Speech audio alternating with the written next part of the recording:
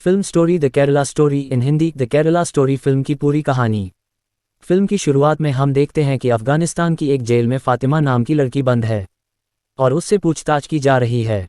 उससे पूछा जाता है कि उसने आईसिस कब और क्यों ज्वाइन की। इसके बाद वह लड़की अपनी सारी कहानी सुनाने लगती है। वास्तव में उसका असली नाम शालिनी था। वह हिंदू लड़की थी और भारत के केरल की रहने वाली थी। उस दौरान आतंकवादी संगठन आईसिस सीरिया से लेकर अफगानिस्तान तक फैल गया था। एक दिन उनका लीडर कुछ मुस्लिम लड़कों से कहता है कि केरल में जाओ और वहां पर लड़कियों को अपने प्रेम जाल में फंसाओ, उनका धर्म परिवर्तन करवाओ, उनसे शादी करो और उन्हें प्रेग्नेंट करो, फिर अफगानिस्तान लाकर उन्हें आईसिस में भर्ती करवा दो, फिर उन्हें भी टेररिस्ट बना दो। इसके बाद वे मुस्लिम युवक केरल में आ जाते हैं।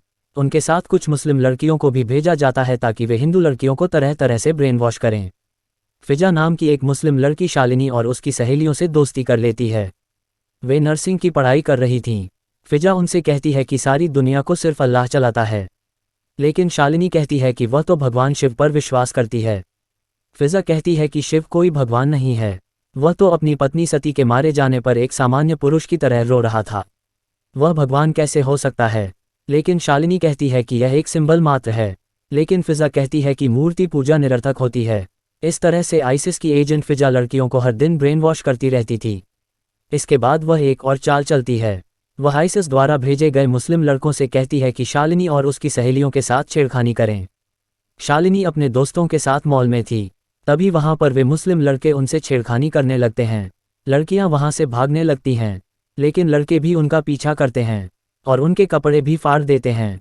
लड़कियां किसी तरह जान बचाकर वहां से घर आती हैं।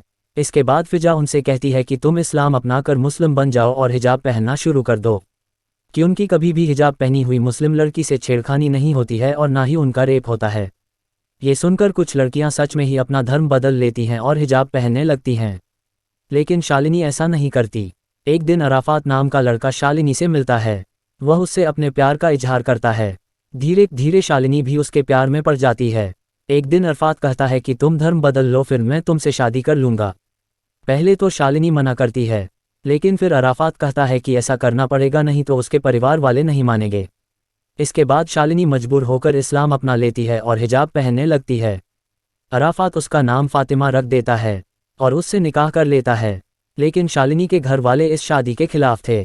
वे उससे कहते हैं कि अराफात तुमसे सच्चा प्यार नहीं करता और सिर्फ लव जिहाद की वजह से ऐसा कर रहा है।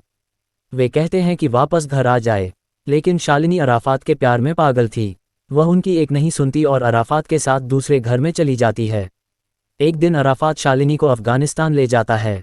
वह उसे बताता है कि वह उससे प्यार नहीं करता और यह फिजा की ही चाल थी। उन दोनों ने उसे अपने जाल में फंसा लिया था।